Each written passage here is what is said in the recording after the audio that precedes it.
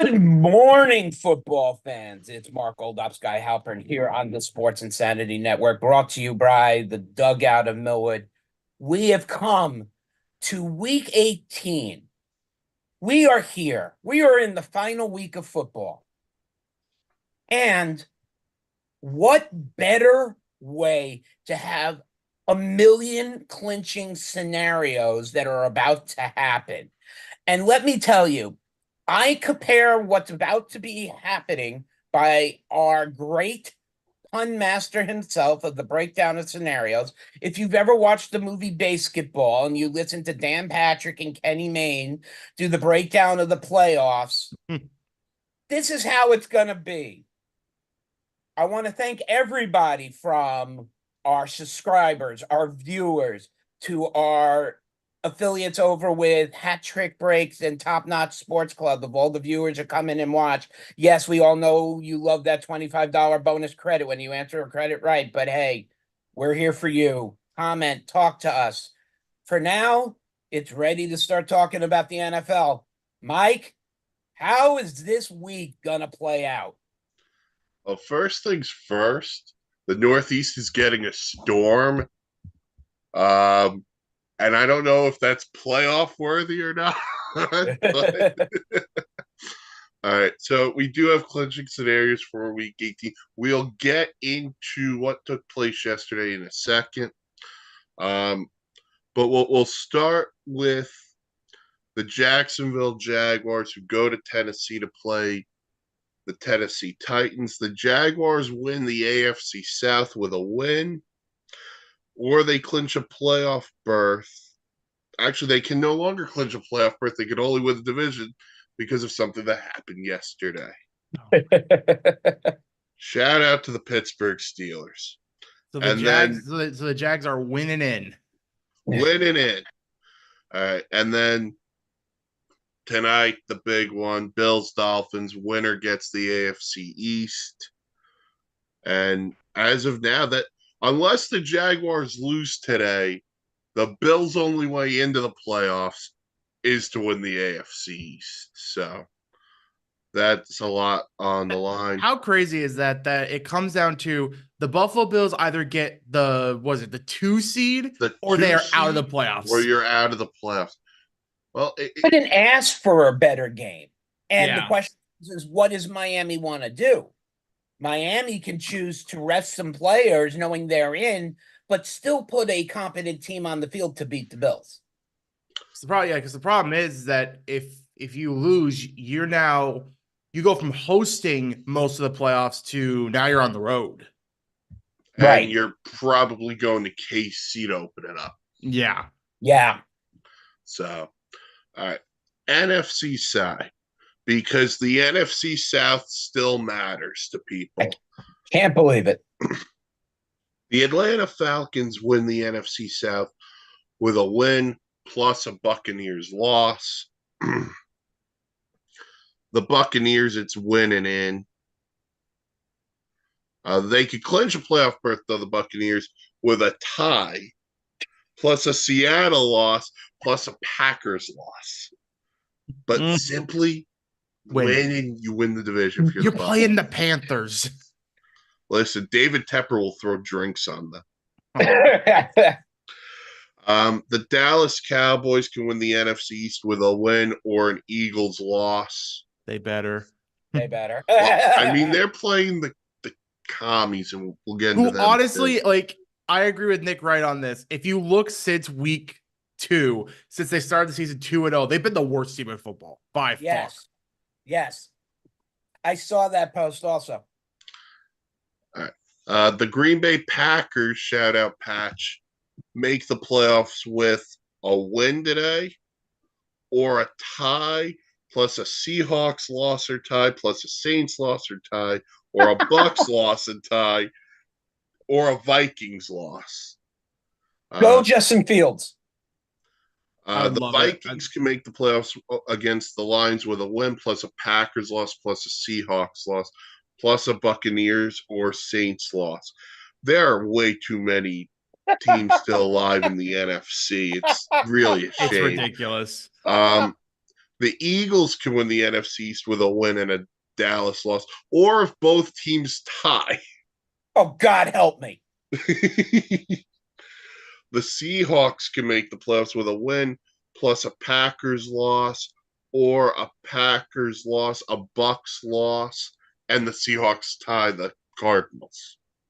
And those are your week 18 clinching scenarios. And if there's no results after that, the two-man sack race will be held on consecutive Sundays until a winner is finally decided. I I have to add want- that at the end. This is just a little bit of a tangent here, but I want it to come down to one point. I want to see it in our lifetimes to where all the tiebreakers get met to the point where it becomes a coin toss on who goes into the playoffs. And you want to know something, though? That is an awesome idea to happen. Because I think it's like either that or they got to play some sort of game. Well, that is the official tiebreaker, right?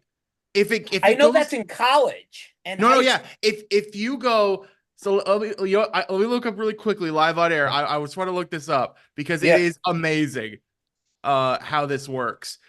So you go if it's two clubs head to head within the division, common games, conference games, strength of victory, strength of schedule, best combined ranking conference teams. You go through all these things. But if you go through all 11 tiebreakers and you still are tied completely, it is a coin toss on who goes into the playoffs. Oh, that is the official ruling on NFL.com. It's a coin toss. A coin toss. Man, I do not want to be the player from the team out there making the call. Right?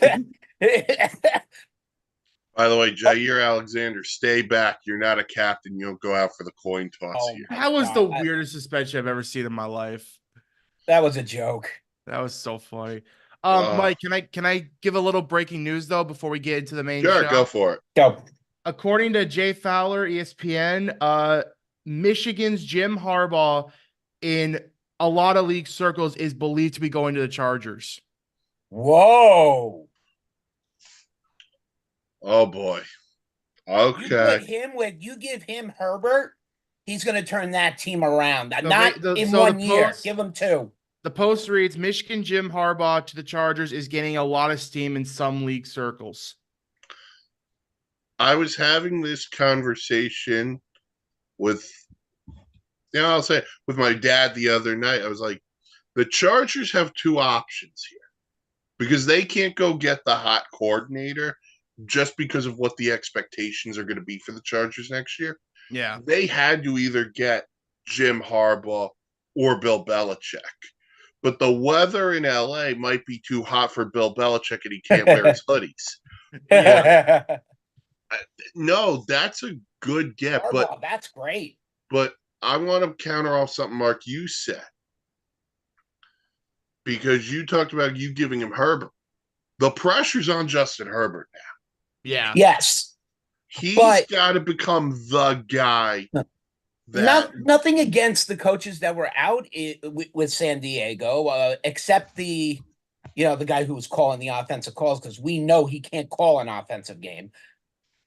I don't think Justin Herbert has had a coach that he has needed more than Harbaugh to get him in the right state he needs to be in. And if there's any coach that can do that, it's him. I would totally agree with that. Because Herbert, it's really funny because if you look at Herbert his first 5 years, he's just painfully average. And it's not like he hasn't had weapons. It's not like he hasn't had a defense. Like, I get the coaches, obviously, yes, that's a legitimate, blight against the Chargers. But when Justin Herbert's going like 27 for 29 win-loss record, he's got like a 62% completion percentage. He's got like an average touchdown ratio. It's like, ooh, that's you've had Keenan Allen your entire career. You've had Austin Eckler your entire career. You've had Mike Williams, who unfortunately got hurt. Yeah, Mike Williams has had some good games. You had Palmer. You've had a lot of weapons there, dude. It's like it's the coaching scheme that was behind him. I think this would be the best move. I say within 2 years. It could even be a year, but I say give Jim Harbaugh 2 years before they're back in the playoffs at a top spot. Yeah. Here's going to be the ultimate question, and shout out to the Charger game they played on Peacock a couple of weeks ago against the Bills, because this graphic came up, and I've had this conversation with Adam, because there's 4 guys on the Chargers who are going to make over $30 million outside of Herbert. It's Keenan Allen, it's Mike Williams, it's Joey Bosa, it's Khalil Mack. So with the Herbert extension now coming in, now you're going to have to make some financial decisions here. Oh, yeah. If you're the Chargers. So, and I got to be honest, I think if you're choosing between Mack and Bosa, that's the tougher choice. But to me, if I'm choosing between Keenan Allen and Mike Williams, this is a no-brainer for me. I'm keeping Keenan Allen. And See, I'm I going to would make Keenan disagree with Allen you there. Keenan Allen's at the end of his career. He Yeah, doesn't that's an have interesting much point. left. But Now, you look, could I know his production over the last decade has been absolutely phenomenal. The problem is he's now in the last twilight years of his career. Maybe he's got 2 years left. Mike Williams, has been injured almost every year since he's entered the league. I think he is still the safer option for Herbert, considering his size and considering his route running. That's just my opinion.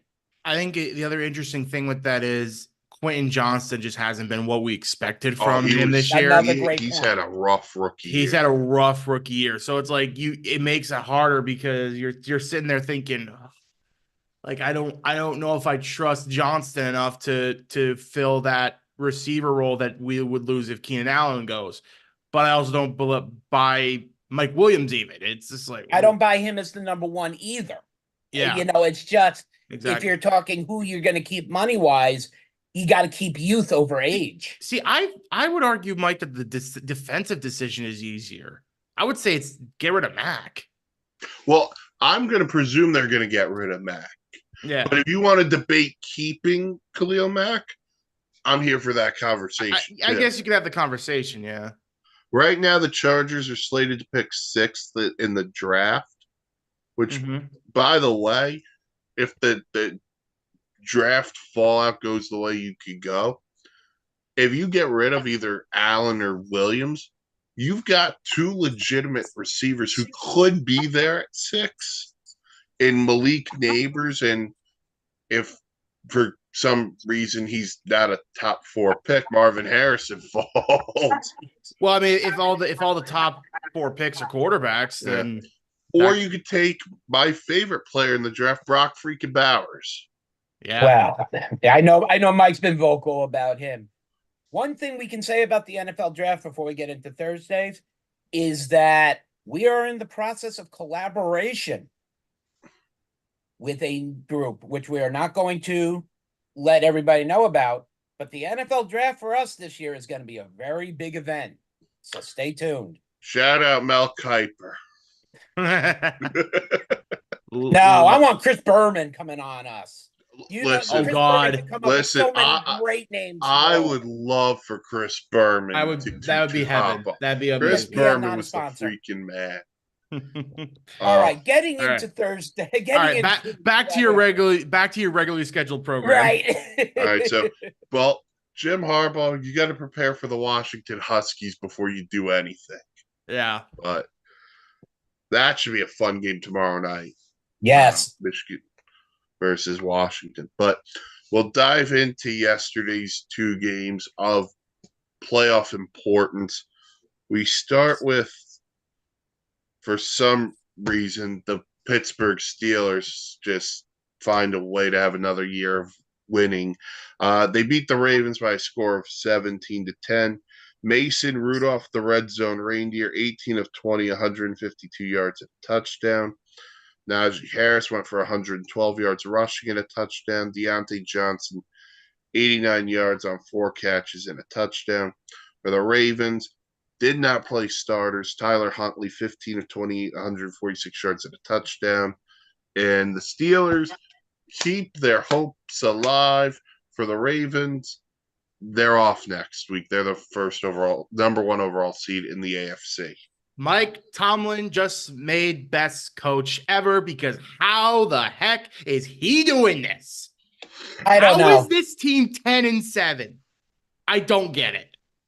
Mike Tomlin, best coach ever. I'm not joking.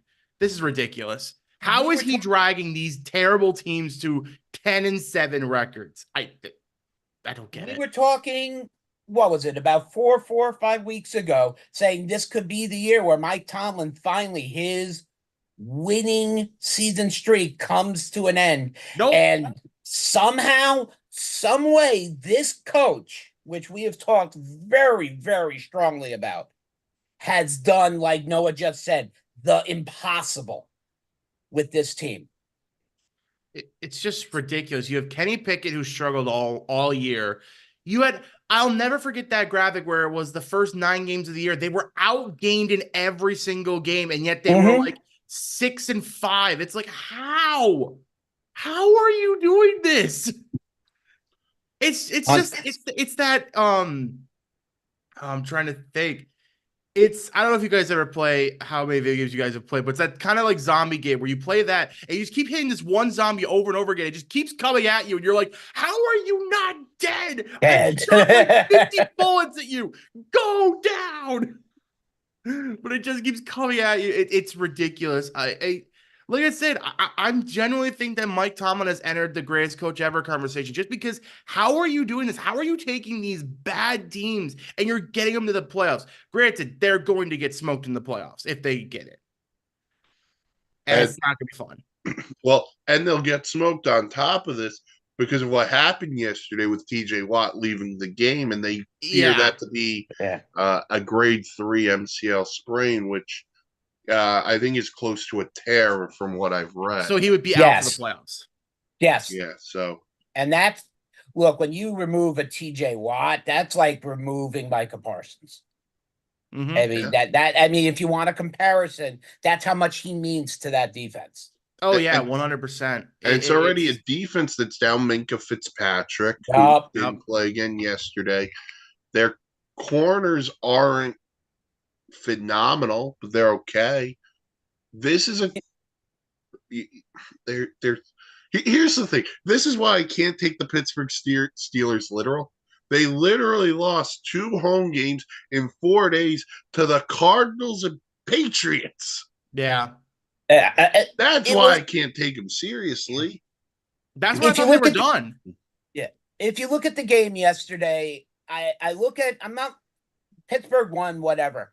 But I'm looking at Huntley, what he did. He had a damn good game. You know, yes, it was against the Steelers. He played safe. He didn't take too many chances, as they didn't want any star players really hurt.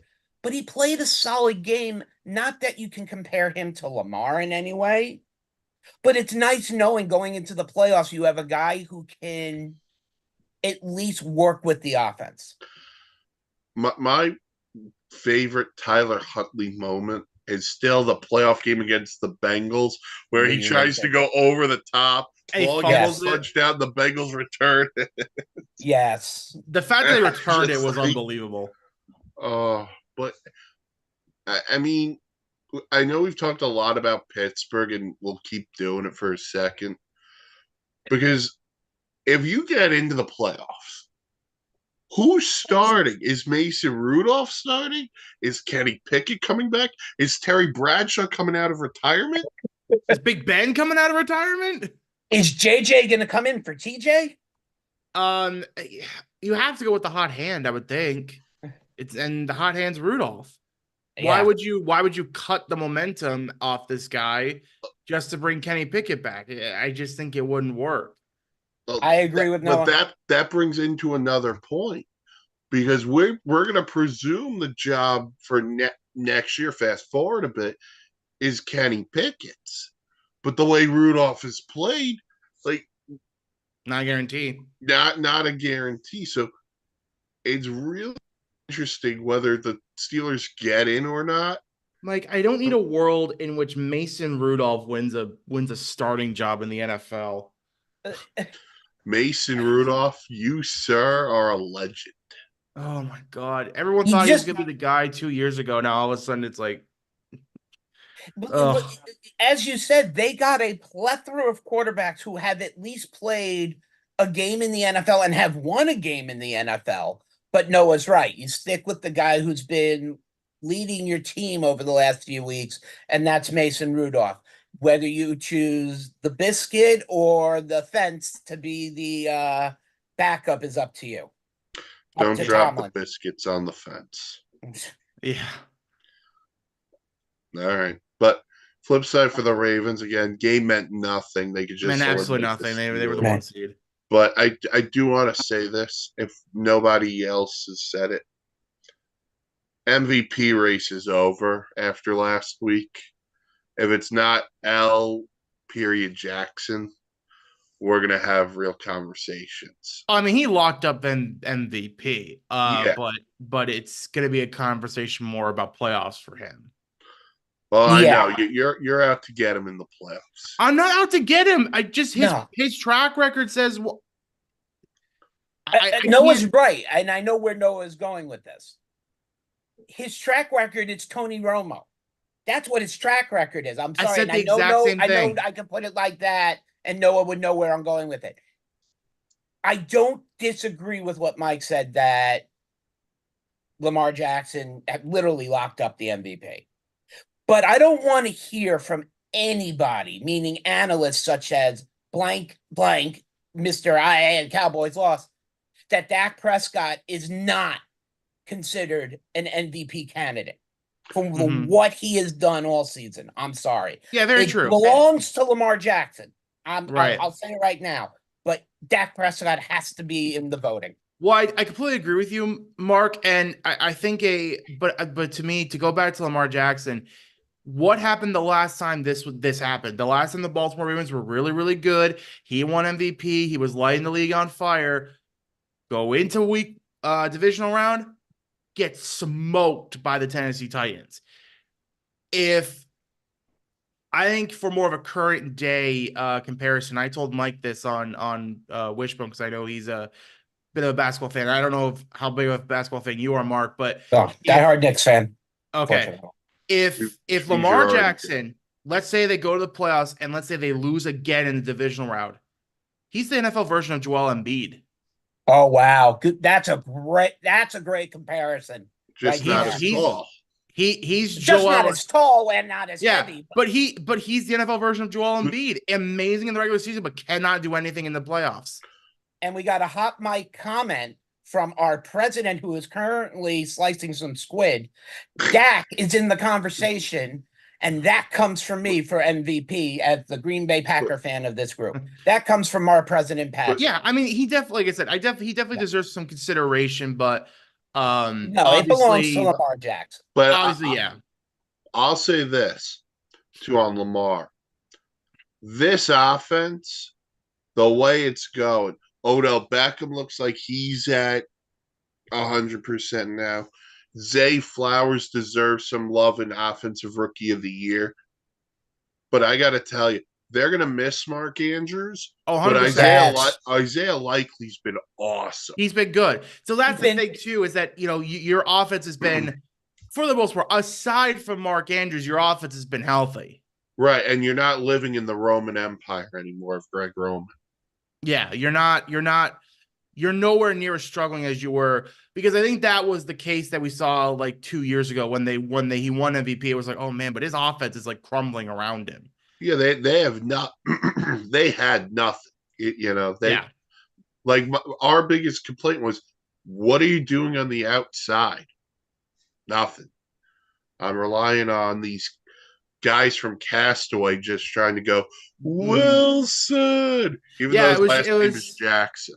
But yeah, this is the best team he's had, and the defense is playing great, and everyone's playing great. So honestly, Lamar, you've got no excuse.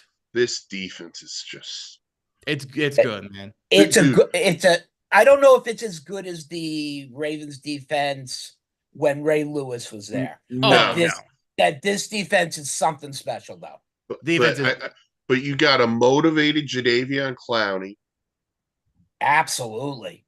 Kyle Van Noy's played really well. Justin Matabuki in the middle is going to get paid this offseason. Mm-hmm. And then you add in those two freak linebackers in Queen and Roquan Smith. Oh, Roquan Smith might have been the best free agent signing this year. Agreed. But they don't forget they traded for him because Chicago was like, "You're not going to resign. We're going to move you."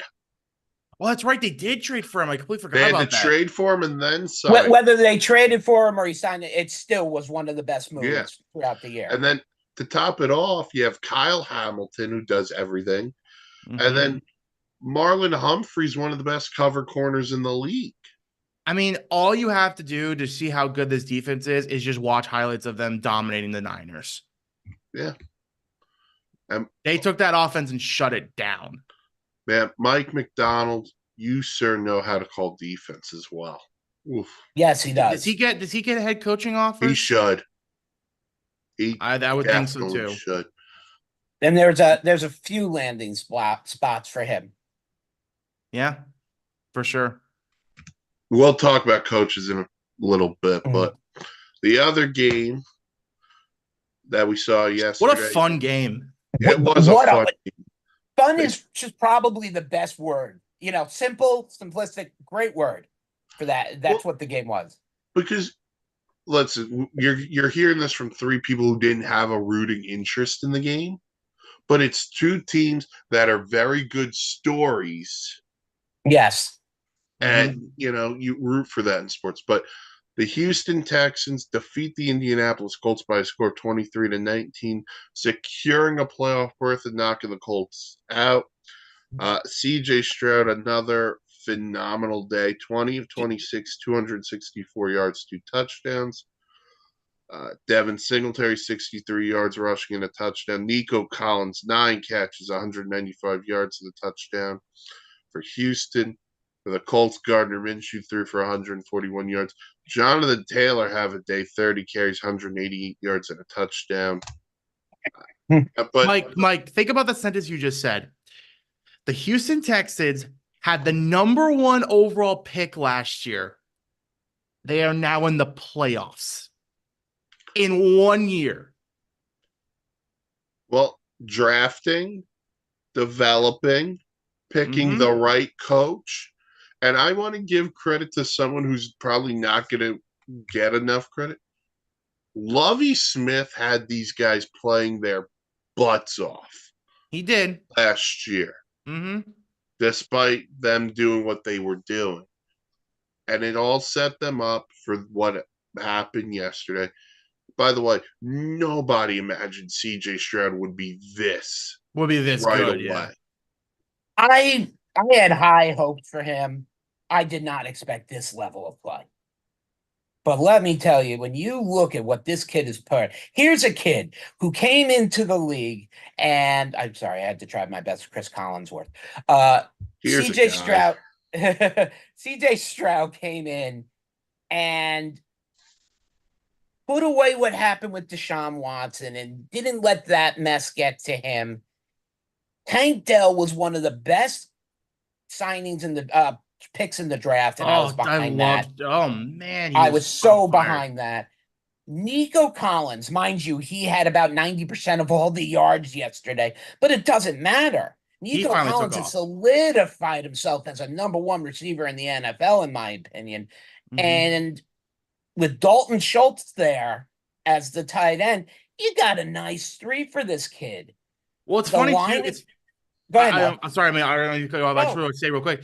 You know, when I told you when they signed Schultz, I was like, they got a good one. Well, they signed Schultz. I think it was 1 year. Yeah.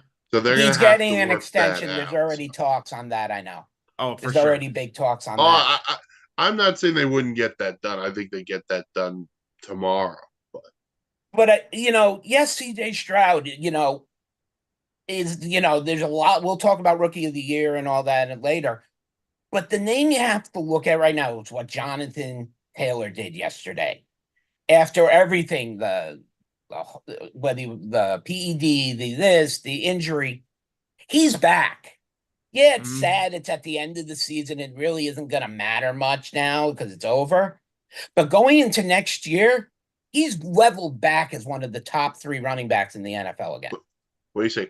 We could talk about him being back, Jonathan Taylor. Why the heck is he not in on 4th and 1? That I Yeah. don't understand either. That was a little bit of a Listen, little. I get you may not want to force feed him because they're going to expect that. But man, 4th and 1, and I'm throwing to Tyler Goodson. That made no sense. The only weakness to the Houston Texans, in my opinion, is their running game. Look, Devin Singletary was a nice pickup. He's good, whether it's, more passing out of the backfield. And Yeah. Dameon Pierce will give you one good game here or there. They need a running back. And could we hear the name of Derrick Henry in Houston? Maybe that's definitely an option. Actually, I'll one up you. How about Austin Eckler? Another. Ooh, okay. Another. I mean, you add either one of those two to the teams, Texans are going to be more dangerous than they are now. By the way, if you're a team looking for a running back in free agency, you got Derrick Henry, you got Austin Eckler, you got Josh Jacobs, and you got Saquon Barkley. And Tony Biggest Pollard free agent running back And here. Tony Pollard's going to hit the mark. Right, unless he gets tagged. Mm-hmm.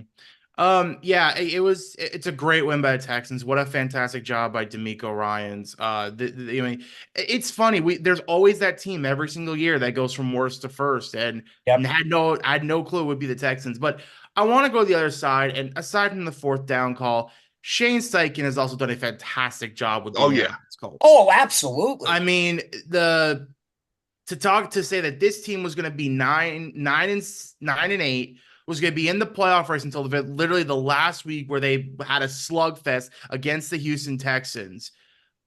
Fantastic job of him. You lose Anthony Richardson at like week 5 when he was playing great, and then all of a sudden it's like, oh yeah, Gardner Minshew's just going to carry us. It's like, what?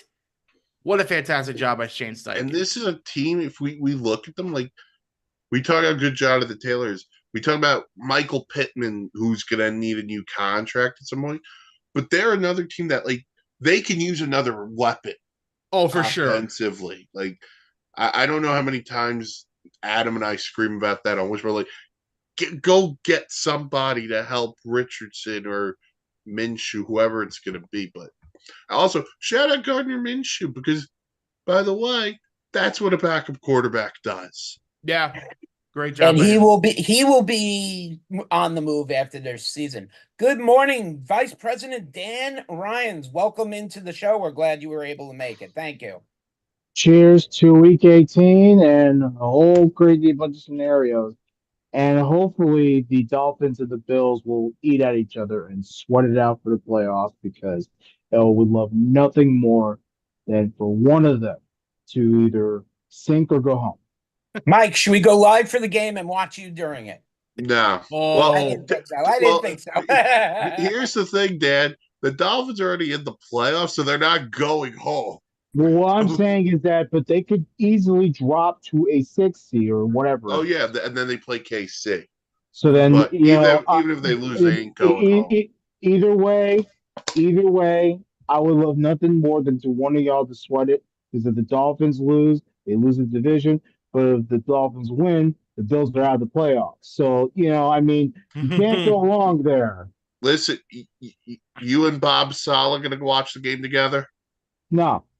His dad should go away from the tri-state area. I'll tell you that right now. Okay, well, I just want to say how funny would it be? Because we all believe that Bill Belichick's done in New England. How funny would it be that his final game he loses finally to the New York Jets? That would be great. I would love nothing more.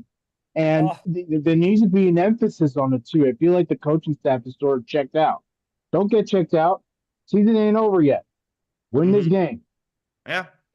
Now, Mike, I'm sorry. Mike, I know you agree with me on something here. All right, go ahead. Finish what you were going to say, Mike. Finish what you're going to say first.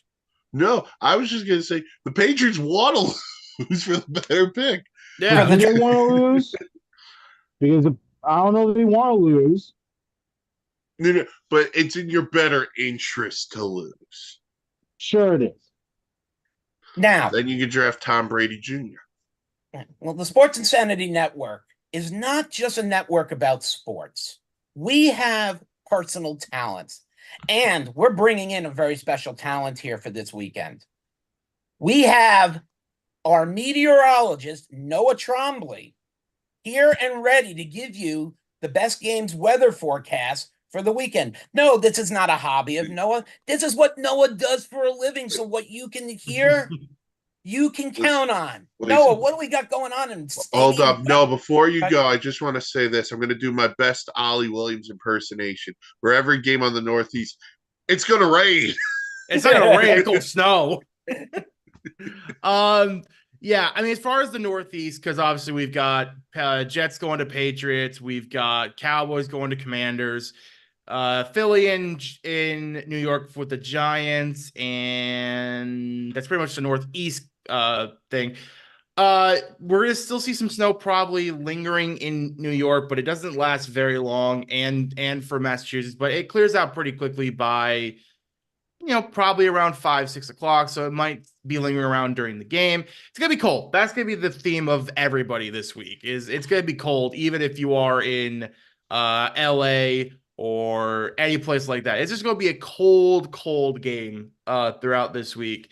Out in LA, temperature is gonna be in the mid 40s, which for them might as well be winter time. For the Northeast, average high of around 30 degrees is going to be your high temperature today for any game in the Northeast. So snowy and cold. That's just going to be the name of the game throughout this week. The warmest game is going to obviously be Miami. They will be in the mid 60s for game time, which, obviously not a big, for them, that's just normal for the wintertime highs. But as far as that's concerned, just look out for the snow in the Northeast. Other than that, it's just going to be cold. That's pretty much, there's not much going around the United States as far as today is concerned. I feel horrible for those in outdoor stadiums because, especially Gillette Stadium, MetLife Stadium, all those people, because they have to suffer through that just absolutely awful, just god awful weather. So, And let's hope God those bless crews those. clear all that snow out, or they're going to start pegging poor anybody with snowballs. My God. 100%. Santa Claus coming back and he's going to get pelted with balls. So thank you very much, Noah, for our weekly weather forecasting games to watch. Mike, what's on tap? Well, apparently, somebody's going to need a jacket. That's where we're going. All right. Talked about it before with the Ravens a bit, but let's go into a further discussion here. Because the 49ers have already clinched the 1 seed in the NFC, and they are going to be resting both Brock Purdy and Christian McCaffrey, who for some reason decided in week 17 of my fantasy championship to get a calf strain. Thanks a lot, CMC. But are we in favor of before the bye week resting players, or should they play at least a quarter or a series? Um, Whoever wants to go. Yeah. Dan, you looked like you were going to say something. well, I mean, obviously the Ravens did it. By the way, did you hear John Harbaugh after the game? I'm so proud of my guys. They gave such great effort. Please, you knew exactly what you were doing. That was no effort. That was not a game where you're trying to bring some effort into it. You purposefully allowed the Steelers to win the game so you can rest your star players. Just say it. It's okay. Um, Am I in favor of it? No, I would much rather go into the playoffs with a hot hand, but I understand it, in terms of health right reasons, and you don't want to put out your best players out there get injured before the playoffs, and then all of a sudden you're going to go on this road without your best of the best. So I understand it from that standpoint. However, I'm all about going in there red hot before the playoffs, man. Build yourself up a little bit to make a run. When it comes to talking about resting players, it depends on the team and where they're going into the playoffs. if you have a bye week, I think it's the biggest mistake as we see teams take week off and go down to Florida or they go out and they don't practice. They don't get back together until after that bye week. And that's where we see big teams falter. We've seen it happen with Dallas. We've seen it happen with the Giants. We've seen it happen with so many teams.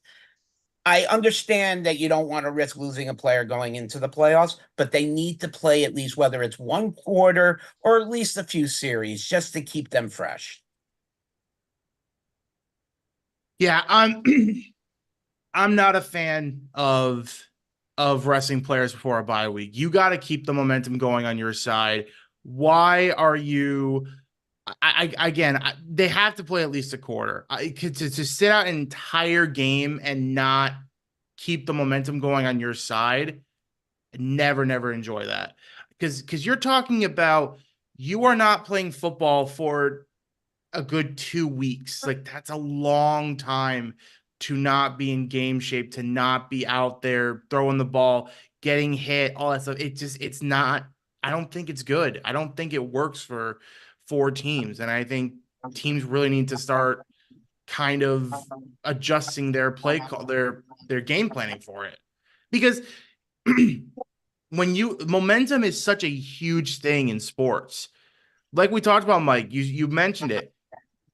Baltimore rested that week when they clinched the number one seed and Lamar won MVP. And then what happened? Tennessee was the hot team. They had just beaten, I believe it was the Patriots.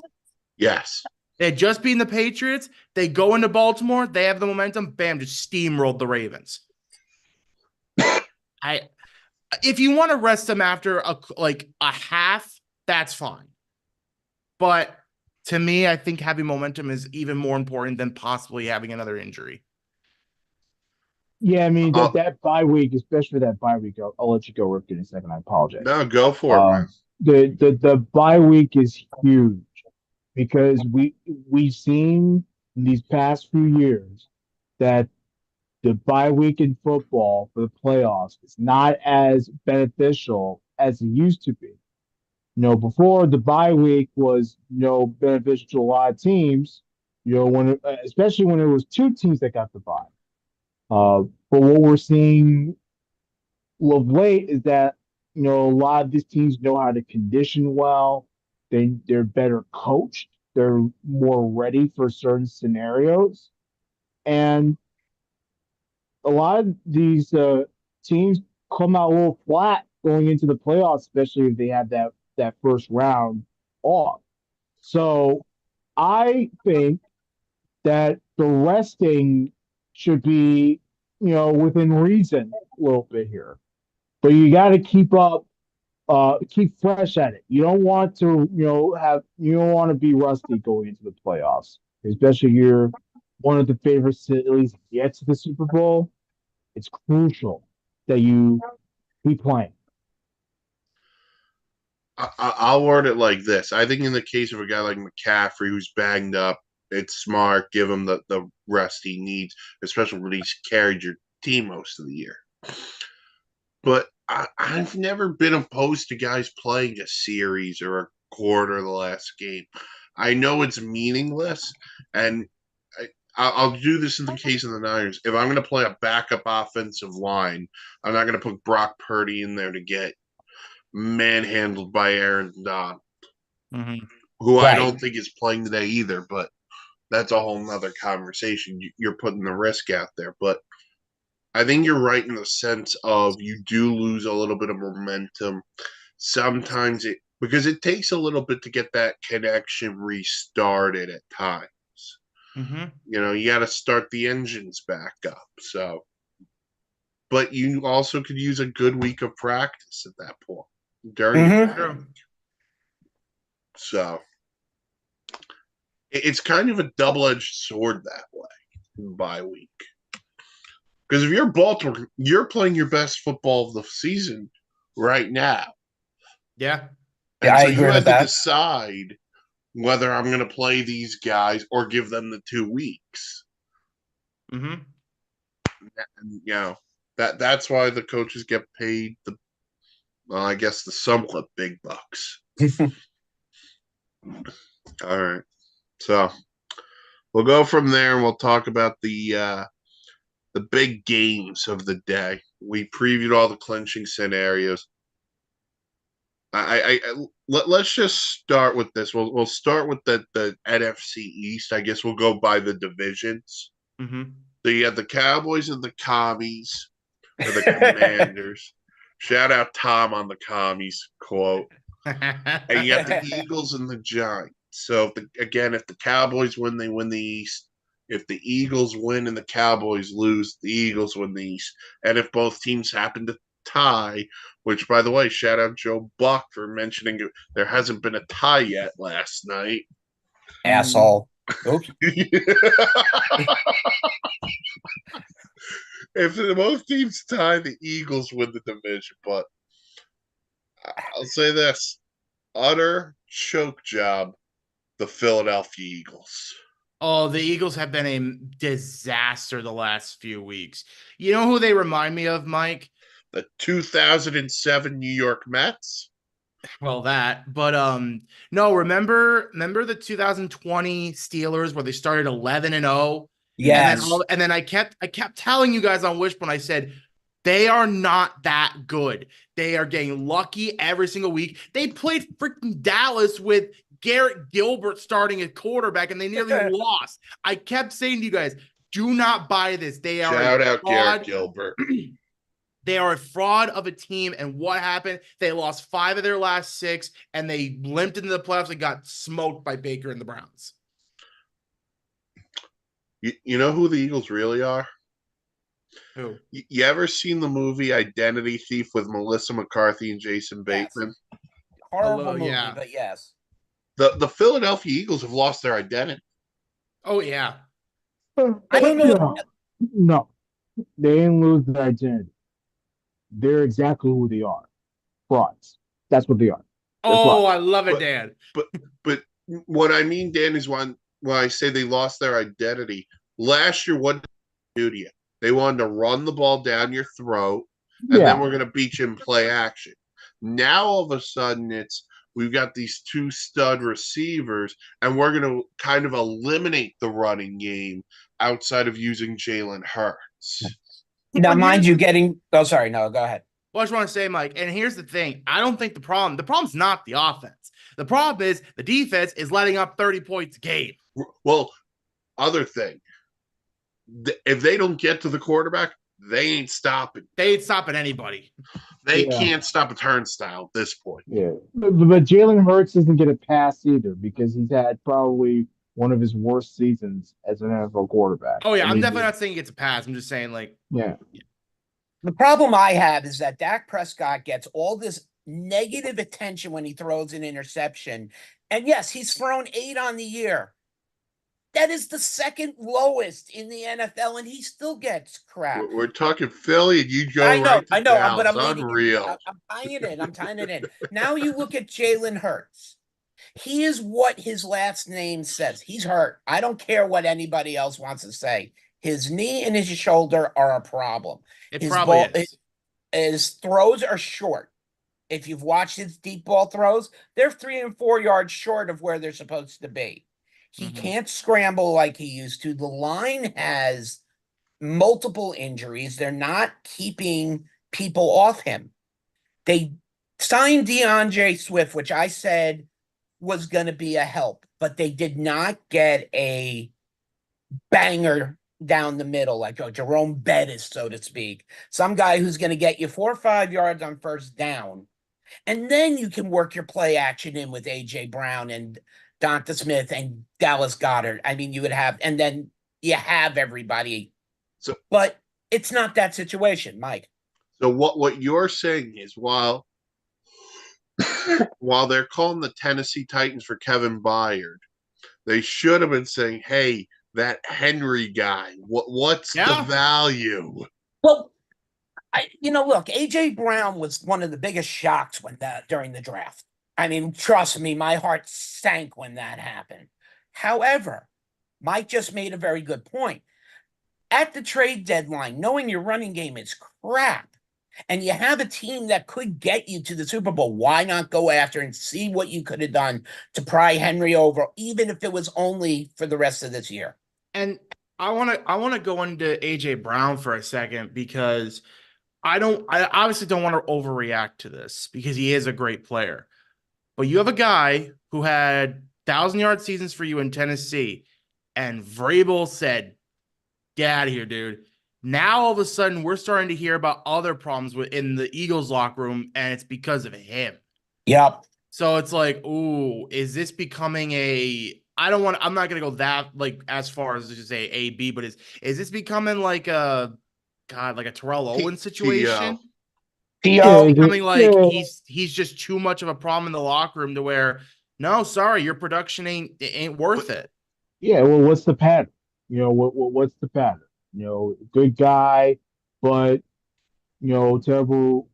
Sorry, terrible locker room guy, but good receiver. Like, is that going to, is that good for any type of cohesion within a team? I mean, I don't We're know. talking about a we're talking about a guy in the first 9 weeks was going to break 2,000 yards. We had two Yeah. receivers who were thinking about doing it the same year in both Tyreek Hill and AJ Brown, and then AJ Brown fell off a damn cliff. Yes. And with Tyreek Hill, he got injured, unfortunately, with Yeah, the but foot. AJ Brown in the first 10 weeks had like 1,000 yards. In the Mm-hmm. last like eight, he's had like 400. It's like what And the that's heck? because the Eagles became a one-sided team where they only throw the ball. They can't effectively run it. and listen, he's doing nothing in Carolina, but Miles Sanders was effective in this offense. Yes. Yeah, And he they was. thought, hey, DeAndre Swift can replicate it. It hasn't happened. DeAndre Swift's shown moments. But the other problem, and the best part of this team last year was their offensive line. That offensive line's another year older. We don't know how much longer we're going to have a Jason Kelsey around. He's going to be doing more Campbell's chicken noodle soup commercials with Travis. And more podcasts. Well, by the way, the podcast is great. Keep it It is. coming. It is a great Yeah. podcast. But I but again, and I think this team, we talk about teams wanting to be like their coach. And Sirianni to me got way too cocky. oh yeah. And I think that got to his head. And he felt this is all me. Shane Steichen, go coach Indy. Jonathan Gannon, you could go to Arizona. How fitting was it that it was them that did it? Well, just to go to them for a second, shout them out because the Cardinals have played their rear ends off the past couple of weeks They have. Yeah. They really, really have. since Kyler's come back. So, but To go into that conversation too, Mike. There's a precedent in Philly, and I believe it was Nick Wright who pointed this out. Andy Reid went to multiple conference championship games, and he went to a Super Bowl and all this stuff. He had one bad season. Next season, he was out of there. Same thing with Chip Kelly. Chip Kelly went 10-6, won the NFC East, went to the playoffs. All of a sudden, one bad season, he's out of there. And then Doug Peterson goes to a Super Bowl, wins a Super Bowl with a backup quarterback. One bad season, out of there. Is Sirianni's seat hot going into next year if they're a first round exit? It really depends on what happens. I mean, you can't just, you know, Nick Sirianni is a good coach. I mean, well, obviously we can question some of his decision making and whether or not he's in over his head at times. But the dude knows how to coach, so that's a tough thing to put on him, especially if you have a team that's underachieving personnel wise. Mm-hmm. Yeah. the only part I'll say is because I don't think any of the recycled guys are that much better than what Sirianni is. So unless it's a true upgrade, and listen, Sean Payton ain't walking through that door because he's in Denver. Unless you're getting the hoodie, I think you got to stick it out. To go on a quick little tangent very fast, look, Bill Belichick goes down as probably one of the top three coaches of all time. You can't forget about Lombardi but we could go through them all. I'll say he's going to latch onto a team just to get the win record, and that's it. He's not going to go out quietly here. He wants that record. You can see he wants the record. I kind of think he realizes he's not going to get it if he stays in New England. Yeah. So that's all I wanted to just say regarding. I mean, look, that's gonna every coach and organization parts with Joe Torre with the Yankees, Billy Martin with the Yankees for Pete's sake. But I mean, every dog has his day. So my point was just if he wants to go to a place like Philly, I think that's the only real upgrade you could do. Yeah. Because there's no reason for them to hire a Ron Rivera. Yeah. Speaking of Ron Rivera, he's probably coaching his last game today for the Commanders. He better be. Without question. Sorry, go ahead, Noah. Yeah, I mean, he better be coaching his last game because but I will say, Dallas, if you stop, fire everybody. I'm not I'm not kidding. That is a fireable offense for Mike McCarthy. If you are going into Washington and you have a chance to clinch the division only with a win, different situation last year because you needed Eagles to lose and we knew the Eagles weren't losing to the Giants. But if you go into this game and you do not put the division away to where you now get 2 playoff games at home where you have been monsters all year, fireable offense. It really is. And I don't disagree with Mike because Mike McCarthy goes, we know who the new head coach is going to be. That's simple. It's going to be Dan Jerry Quinn. Jones. Oh, no, I am not hiring a kid to move him around in a wheelchair to get up and down the field when a player runs. Mark, we're not going there. Mark, it's not Dan Quinn. It's the hoodie. You think Belichick would come into Dallas and yep. Shit. All right, 100%. I'm going to entertain this for a moment since we're here. And then I'll kick it right to you, Dan. I'll kick it right to you. I'll make it fast. You know you love that. Come on now. I'm trying to do it. Give me a second. You bring Bill Belichick into Dallas. I promise you, week 1, I will wear a Dallas hoodie on week 1, Sunday Live next year. I would love it nothing more. I think Dan Quinn would love it nothing more. But that being said, if that doesn't happen, if McCarthy was fired, I would think Dan Quinn would be the next one in line for the Dallas head coaching job. Just quickly from another Cowboys fan, Mark, what does McCarthy have to do in these playoffs to where it's like, okay, his job's still completely safe? There's no way. You got to get to the championship. You got to get to the NFC championship. If they're going into San Fran in the NFC title game, it's like, okay, his job's safe. Yes. When you look at the teams, I'm sorry, Mike, go ahead. No, you go first because I got to follow up. Oh, okay. When you look at the teams that you got San Francisco out of it for the first week. So now you're going to look at, you got Dallas, you got Philadelphia, you got Detroit. You got Detroit. Now you're going to have the Rams. You're going to possibly have the Packers. Of all those teams, the Packers are the weakest, no offense to Patchman Lang, because they have no real identity at receiver. That's the problem with the Packers, in my opinion. The team that I am most scared of is the Los Angeles Rams. I'm scared of the Rams. Of St. Louis. Of St. Louis. You got, if you watch the team in the beginning of the year, you could see that something was wrong. Whatever was wrong, Sean McVay went in and fixed it well. Because I'm with you, Mark, because when they went into Dallas and they got blown out, I was like, oh, this team's done for. And then all of a sudden, it's like, wow, they're winning. And I think that was the turning point. It probably was. And hats off to Nakua. If he's not considered for Offensive Rookie of the Year, I don't know who else should be getting it. But Cooper Kupp is playing at such a high level, and look at what Williams is doing at running back. So if you want me to be afraid of any team going into the NFC playoffs, it's the Los Angeles Rams. What Dallas has to do today, I'm going back into Dallas, and then I'll tie it back into what Mike wants. What Dallas has to do today is like Noah said, shut up. Here we go. And let's just win the game. Yeah. Leaping game. Mark, real quick, just to your point, I think right now the team that has the best chance to beat the Niners in the playoffs is the Los Angeles Rams.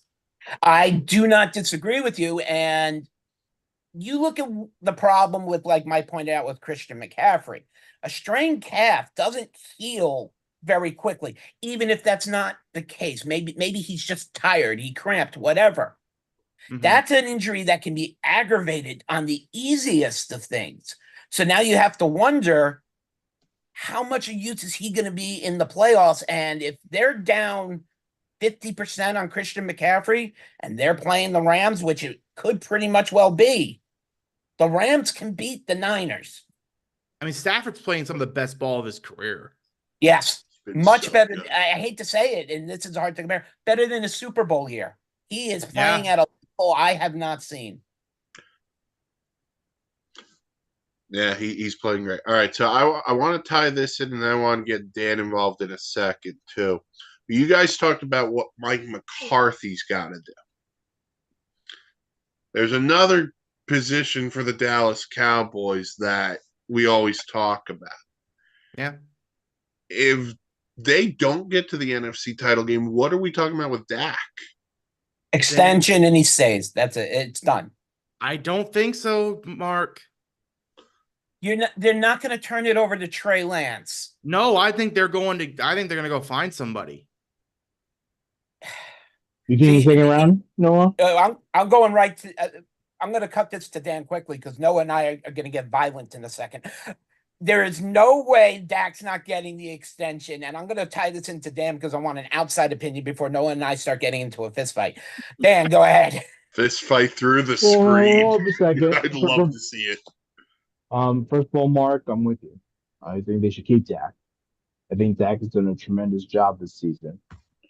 But I'm not necessarily shocked at Noah's idea because there are some good quarterbacks out there, whether it's in free agency or in the draft, that can develop and really become a really solid player.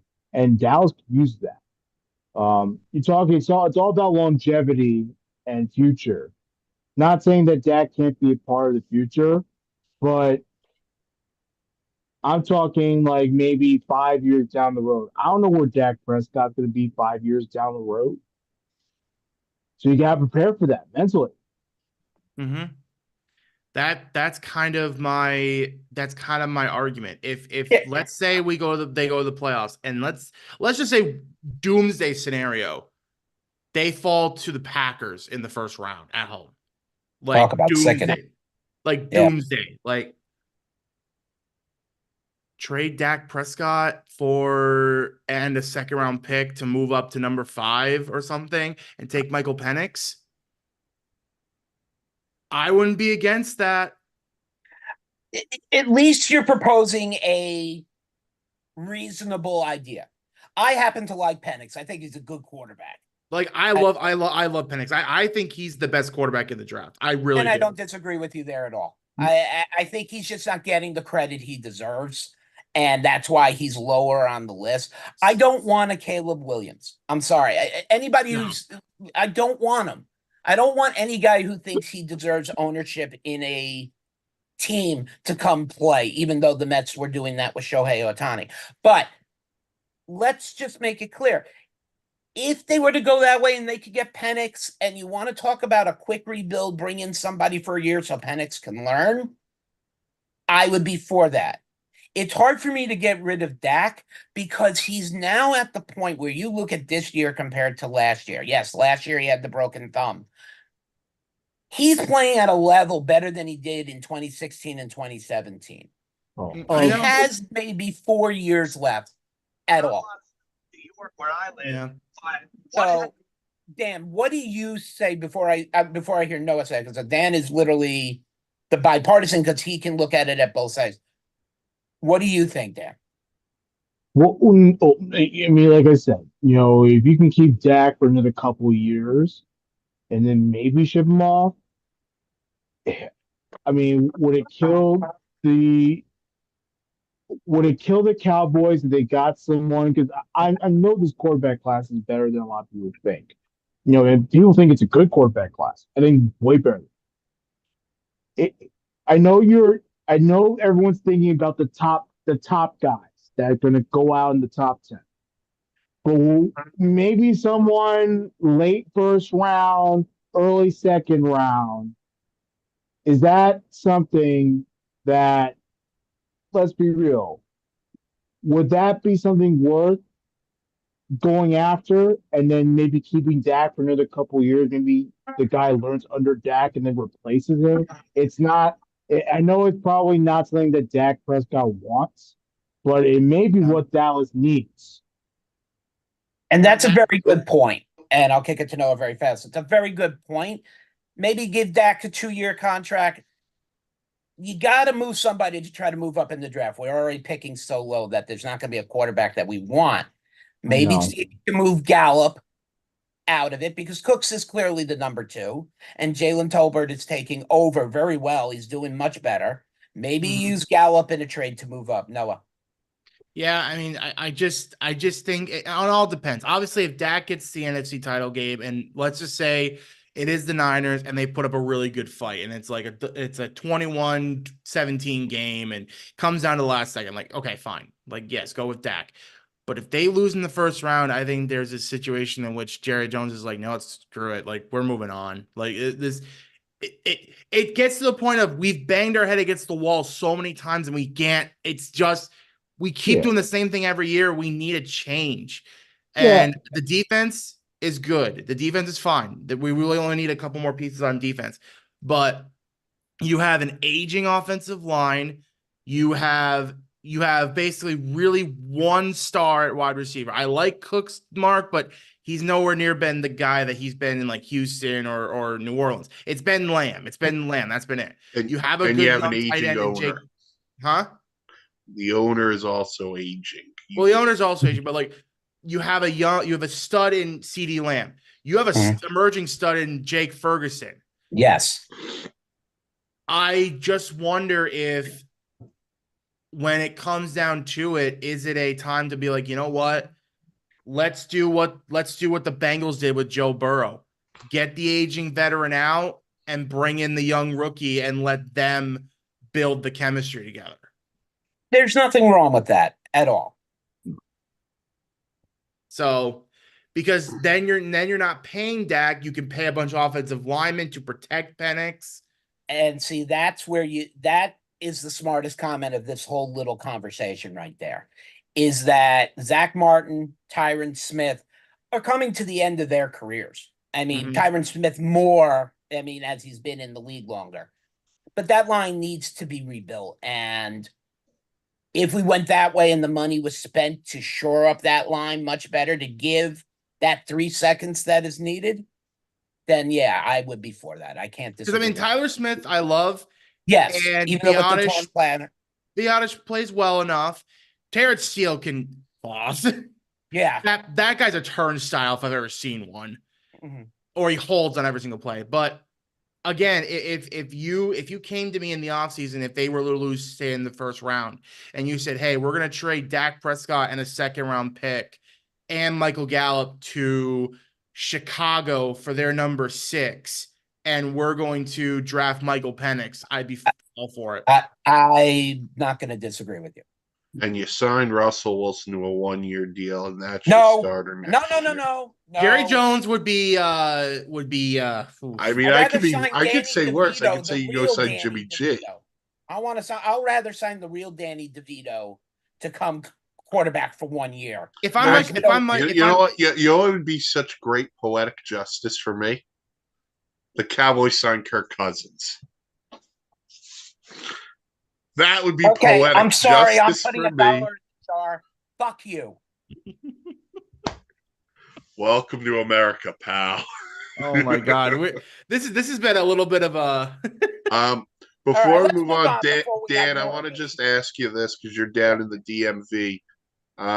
Ron Rivera, that's done. It's expected. It is expected. I mean, obviously, the Commanders on a 7-game losing streak. Sam Howell obviously not going to be it going into next season. I think Josh Harris it's been made very clear that Josh Harris wants to go in a different direction. And I mean, look, obviously Rivera had his shot. I think Rivera was going to be gone anyway, whether the Commanders were winning a lot of games or losing a lot of games. I think it was been made very clear that Harris wants to go his own direction. And I think this losing streak cemented that. And again, the Commanders they just have no fight right now. They don't. There's no identity. Receivers are okay. Um, and quarterback play is not even mediocre at best. I think this is what you got. Like and I know what sucks that Brissett actually played good football whenever he did come in for Sam Howell, but for whatever reason Rivera decided go with Sam Howell, and it's backfired big time. They're looking for a quarterback too, so they expect them to be active in that draft. I don't know what place they'll be. I think they're they're still fighting 3 for or the. 4 I think right they're now. still fighting for the 2 spot. Yeah, Yes, they're 2 or 3. They're in yeah. that So range. so whatever happens with them and the Patriots today will definitely determine that. And then one last, and then we'll move on. Is it also looking front office changes too, or just Ron Rivera? Not much from the front office. Wouldn't shock me. I think. I mean, personally, I think they should just clean slate everything. Yeah, Um, let's see what happens. I'll be curious to see what happens. I don't know if you're gonna fire the coach, you might as well just fire everybody. That's fine. yeah. That's my thing. All right. It's Washington D.C. Everyone's on the hot seat. Mm. All right. Then you got the NFC South. We got the Falcons taking on the Saints and the Bucks taking on the Panthers. Listen, Panthers fans, I'll apologize to you. You're gonna have the number 1 pick overall in the draft. Oh wait, I'm sorry. Yeah. Oh wait, Tapper, don't throw the you were dum drinks at dums. me. Yeah, sorry, Panthers fans. But by the way, the owner looks worse now Oh after yeah. that incident in the stadium last week. He looks absolutely worse. What And a jerk! Like what a jerk! the, the team is in disarray. They don't have their draft pick. They may not have a new. They may not have a new GM coming into next season. They gave Frank Reich a raw deal, and I still think he deserves better. Now he's getting the money, but he deserves better because he's a damn good coach. He just was given a terrible team and a terrible And person to work for. and it just looks so much worse now that Yeah, the guy that was taken just after Bryce Young is now in the playoffs. I know. Has been lighting it up. Has been And, lighting it and, up. and Yeah. And look, and I actually feel bad for Bryce Young because Bryce Young was thrusted into this terrible losing culture that's just, not good for a young quarterback. And the play reflects it. And look, we right to criticize his play because it's been terrible. But that losing culture ain't going to help a young quarterback, And what's especially he one that's working picked with? up. Exactly. Yeah. We're going to overpay Miles Sanders. Our receivers, who knows who our receivers are? I can recall the days of Mushin Muhammad better than I can recall the receivers of now for the Carolina Panthers. I mean, Well, you can't forget about Mr. Steve Smith. Come on. no, I know. Well, everyone knows Steve Smith. Mushin Muhammad. I'm not thinking people are going to Google Mushin Muhammad later. Muhammad, what a name. Oh, my. Yeah, so the Panthers season, it's over. The Bucks win, you win the South. Falcon Saints, I'm going to say this. Loser of this game. If you ain't firing your coach, What are you I don't doing? want to hear from you next year. Yeah, seriously. Mhm. Especially the Saints, and I know Derek Carr stunk on you, but the Saints are a better team than that entire division, and they Yeah. still have losing record. No, trust me, I've got a Saints rant ready in a minute. Listen, the Saints to me, they're the Chargers of the NFC. They Yep. are the massive disappointment of the league, in my opinion. I don't want to hear anything about injuries. I don't want to hear anything about Alvin Kamara being suspended for 3 games. You went out and you got Derek Carr because you thought you were a quarterback away. Well, you're not. You're not. Stop living like Drew Brees is your freaking quarterback. Go get me some receivers outside of Chris Olave. Mm-hmm. Pete's sake. And that was the big sign. It was Chris Olave. You know, he was going to be the number 2, and they were expecting Michael Thomas to come back. And obviously that did not happen. I was very surprised at the Saints team this year. I was excited that they got David Carr. I thought Derek Carr, sorry, and that they were going to have a big year. I'm going to kick this to Noah because I think Noah has something built up more than I do. But I think Kamara was just overused, and that's why he was injured more than that. Noah. Well, I mean, we were going to talk. I mean, I can talk about it later because I mean, you have a rapid fire question coming up about this, so I'll save it for then. But yeah, it's been. All right, well, hold on. I got something here. This is from Joe Shad, who writes for the Palm Beach Post, and he has an Adam Schefter quote. Oh, this is according to Adam Schefter, and I'm quoting here from Joe Shad. Bill Belichick is available. Why would every team not look at their situation? Everybody believes he's going to be moving on, close quote. So it does look like it is the end of an era for Bill Belichick in New England. By the way, go ahead, Dan. Kick their ass today.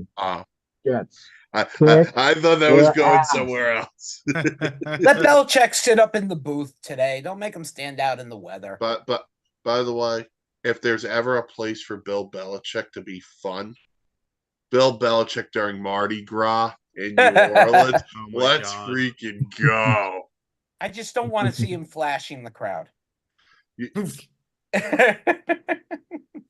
Mark, not the image I needed this morning. Wait. That's a different image of Spygate.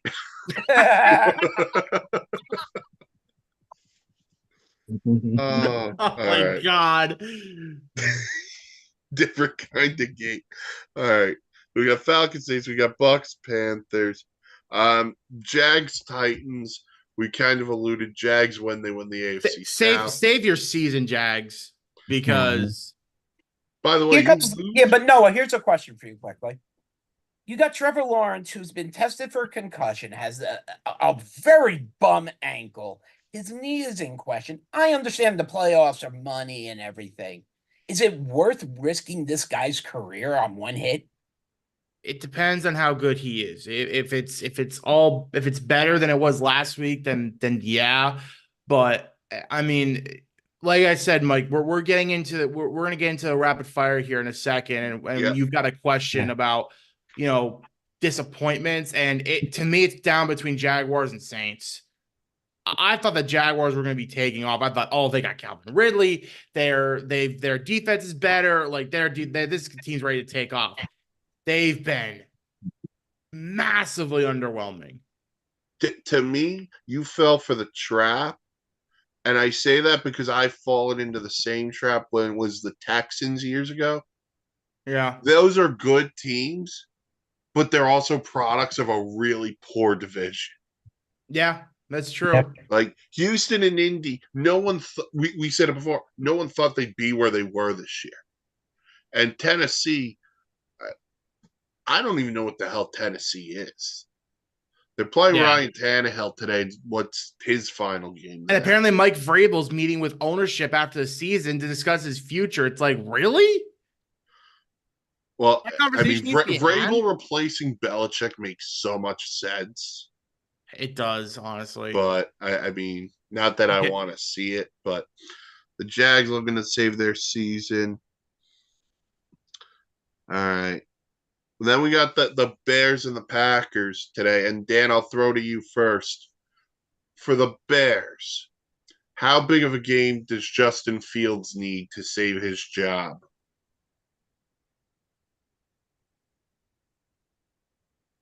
I mean, it's interesting because the Bears can go either way on. They lose, they still get the one pick, obviously. And then they can go out, get their quarterback, and move on from Justin Fields. Or they could win and possibly get another playmaker in that number one spot, maybe even trade down a little bit. They have so much flexibility, man, in Chicago. I mean, I think Chicago really, and when I say fleece the Panthers, I mean they fleece the hell out of them. They have so much flexibility in that draft that if this Justin Fields thing works out, like they could go out and get big time playmaker, offense, defense doesn't really matter, and they'll be still set up for good. Because I think Justin Fields is good. I think just really hasn't had that big time chance yet. I think this is one of the big time chances. They can go easily on this. I think the Bears can't go wrong. You get your quarterback, you get your guy for the next 10, 15 years, cool beans. But maybe they do have that guy right now. Maybe they just want to add a piece for immediate need to help the team go further. The Bears, I envy where the Bears are because they, like you said, Dan, they have so many options in which they could go. They could trade Fields and get their quarterback. They could trade the number one pick and get another haul like they did last year. And they still have number 6, which is insane. Yeah. So I think for today, if Fields beats the Packers, which would be so funny, second year in a row, the team that's eliminated in the NFC North eliminates the Packers from the playoffs. That'd be so funny. I would laugh at Packers fans because you don't deserve anything nice for Aaron Rodgers, giving us Aaron Rodgers for 10 years. But I think if you're the Bears, I don't think it matters what happens today. I think you go with Justin Fields, you trade number one pick. Mike, I put this by you on Wishbone a couple weeks ago. I'm going to run it by Mark and Dan. Mm-hmm. We all know that a certain team in the AFC West is getting rid of their superstar quarterback.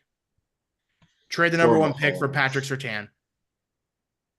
You now get an all-pro cornerback to help your pass defense, Chicago, and Denver can get their quarterback. Dan, go ahead. You take first. For the Broncos, I would actually love that. They're going to want to. It's not going to be that simple, though. I mean, they're probably going to try to negotiate something. Oh, yeah, I know, but but no, that's actually not a bad idea.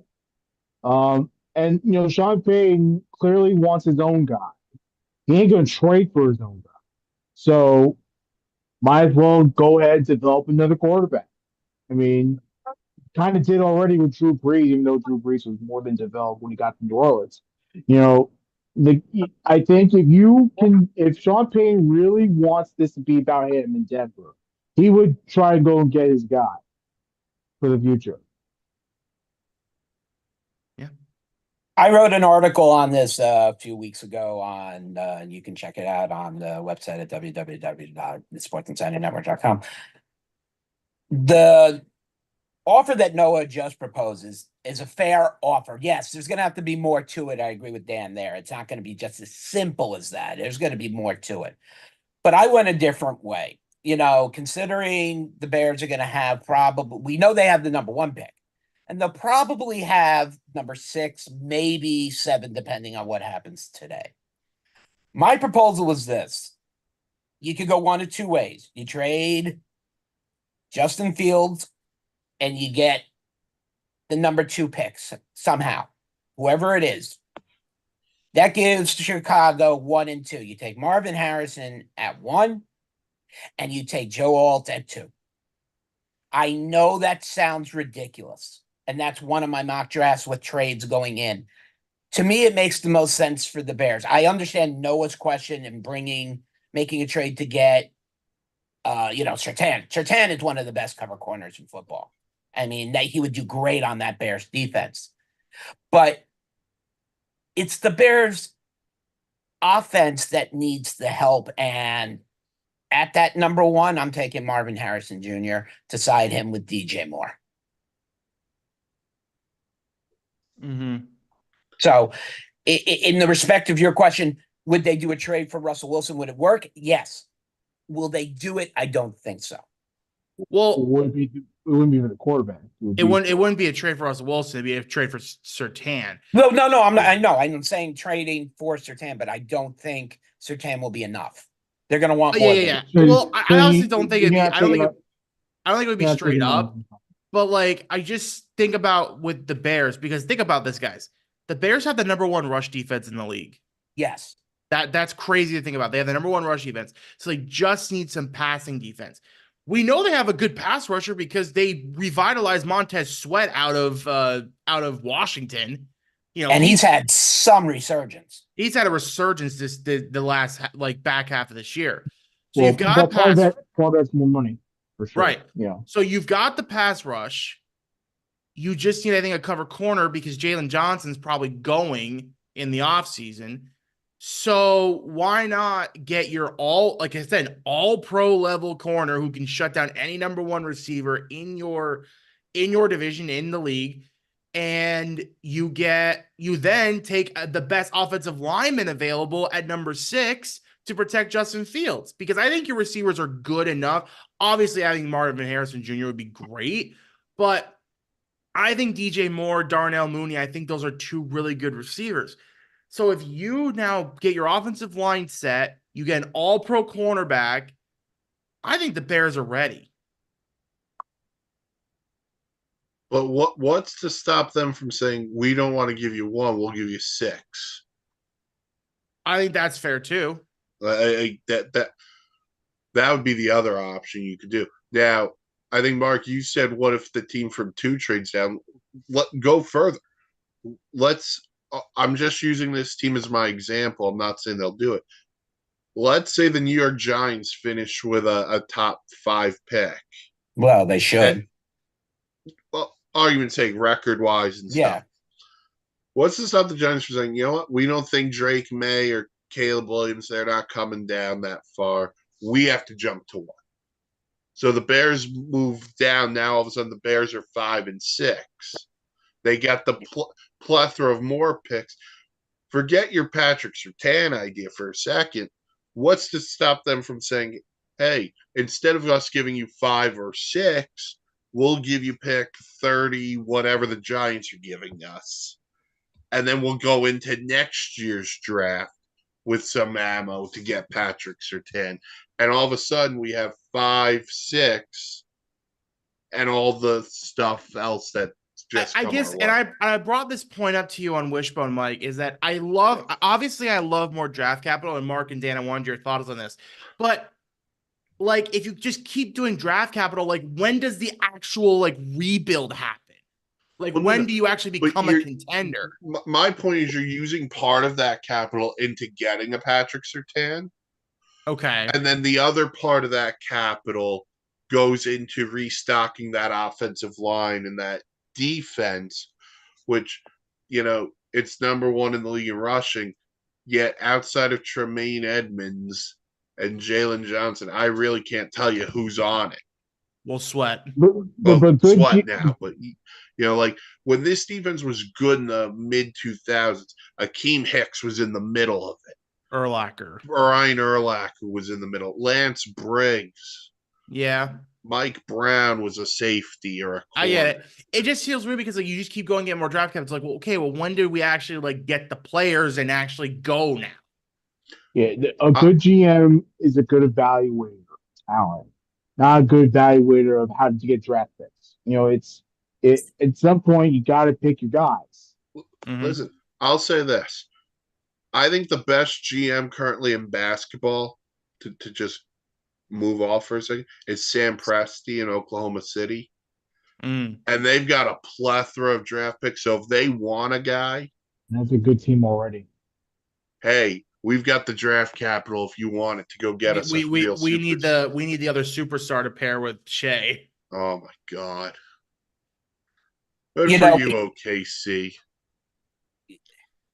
All right, so Bears. Oh, I thought Dan had something to say. I'm sorry. No, I have nothing else to say. I mean, just at some point, the building of draft capital, it makes sense for a period of time, but you got to make your picks. Unless you're going to offload it sooner to get that one guy. I agree with Dan and Noah to answer your question as you put it. Draft capital, yes, it's always like a top priority for teams. Like Mike said, with Oklahoma, look at the Knicks with the draft picks they have, the way they set it up. But when you're talking football, it's not always easy to do that. But draft capital ends up giving you more of an edge later on down in years than going after that one guy. So that's where I am on your question. All right. Dan, I know you've only got a couple of minutes left, correct? Yes, yeah, I have to leave soon. All right. So what I'm going to do is we'll skip down to the rapid fire. We'll touch on the last game in a couple of minutes, and then we'll end this. So, Okay. So let's go into the rapid fire because I know Dan's only got a few minutes. All right. I'm giving you I'm giving you guys power. Yeah, one shot. Yeah, one coach to fire tomorrow. Who's getting fired? Dan, you want to go ahead?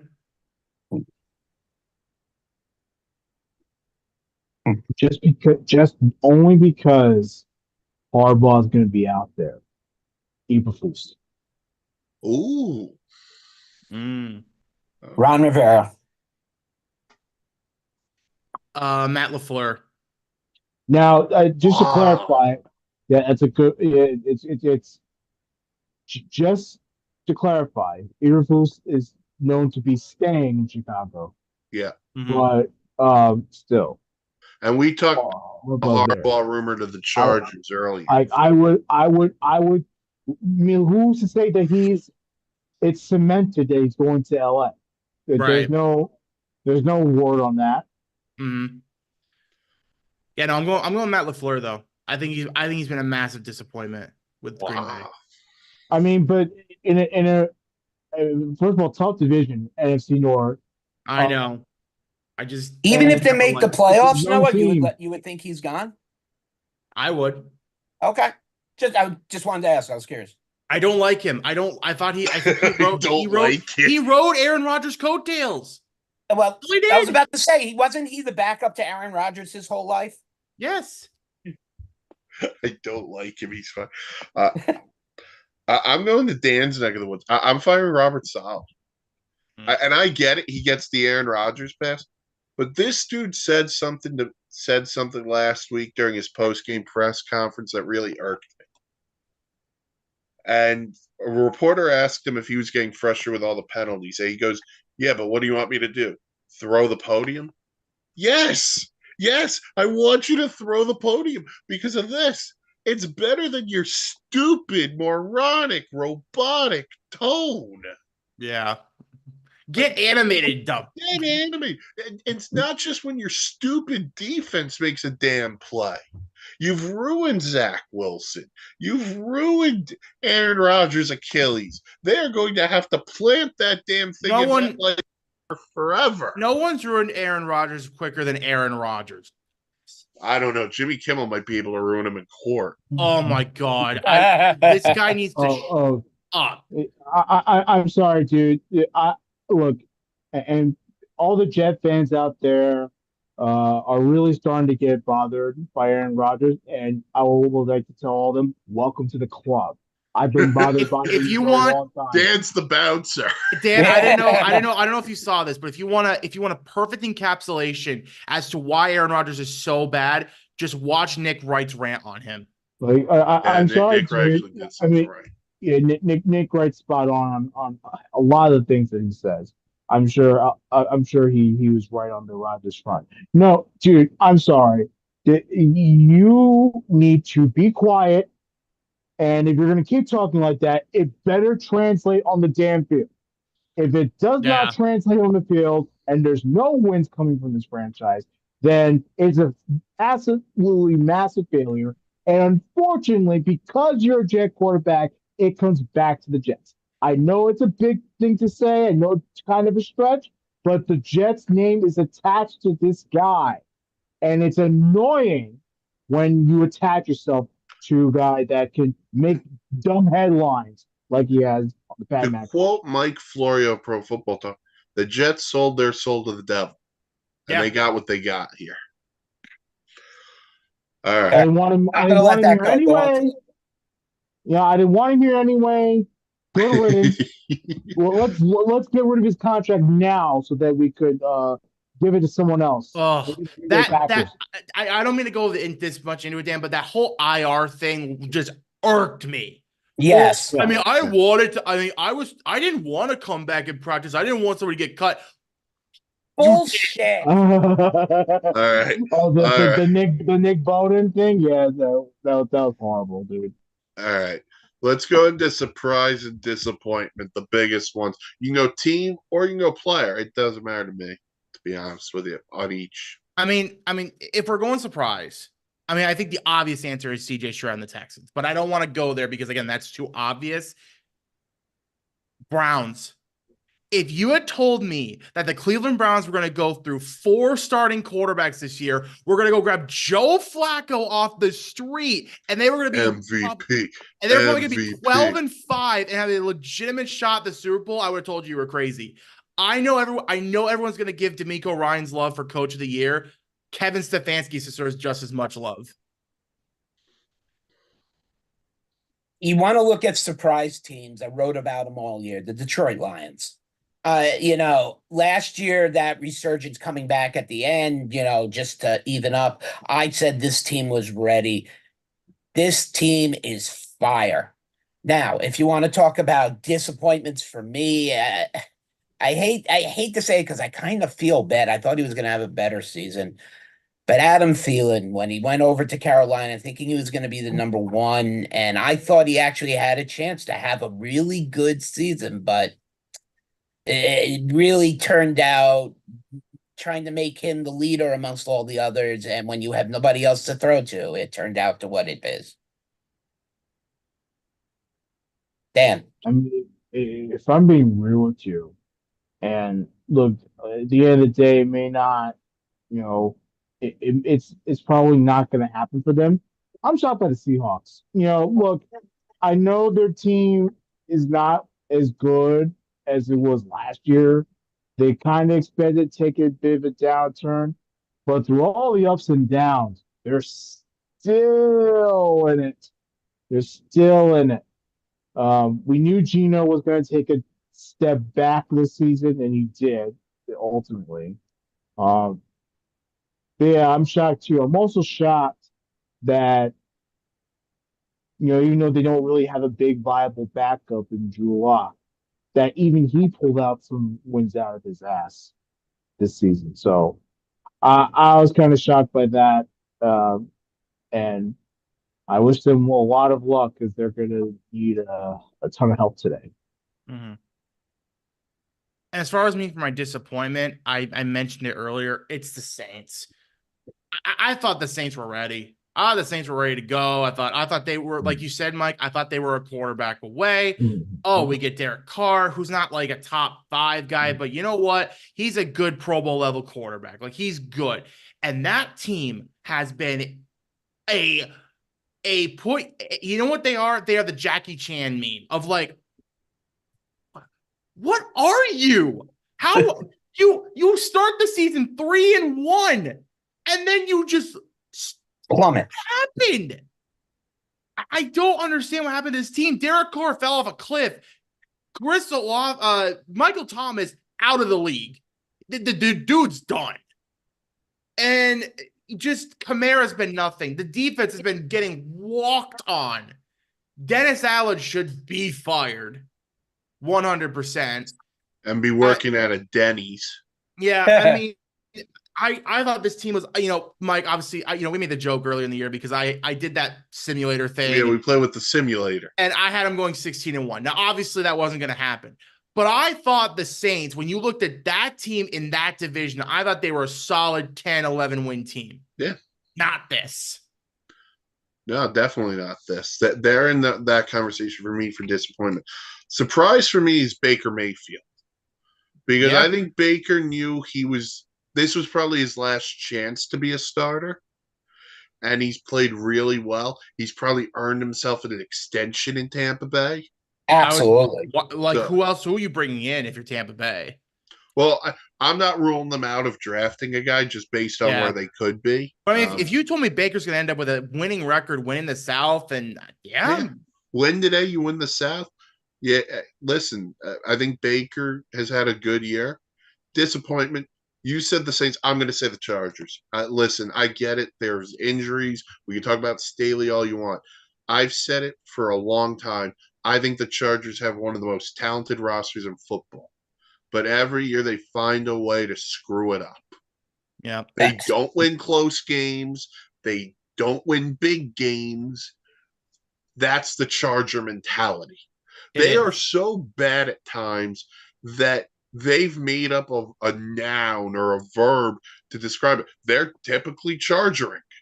And Mark, I've said this to you because when the Mets lost that series last September to the Braves and they never fully recovered this year, I feel the Chargers, when they blew the 27-0 lead to the Jaguars, they never mentally recovered from that coming into this year. You know what it is, Nice Mike? comparison. It's their 13-second moment. Yeah. The Bills have never fully recovered from that game. No. It's funny because Mark, I don't remember if you remember me texting you this, but I remember texting you, I believe, when the Cowboys played the Chargers and we gave the Chargers the ball with like a minute 50, and I said, "No, game's over. Chargers ain't gonna do this." Yeah, they don't do it. They don't do it. They never do it. They never pull it out. The best thing the Chargers did all year was the Pro Bowl promo for Cameron Dicker. Oh my That is God. the best thing the Chargers have ever done.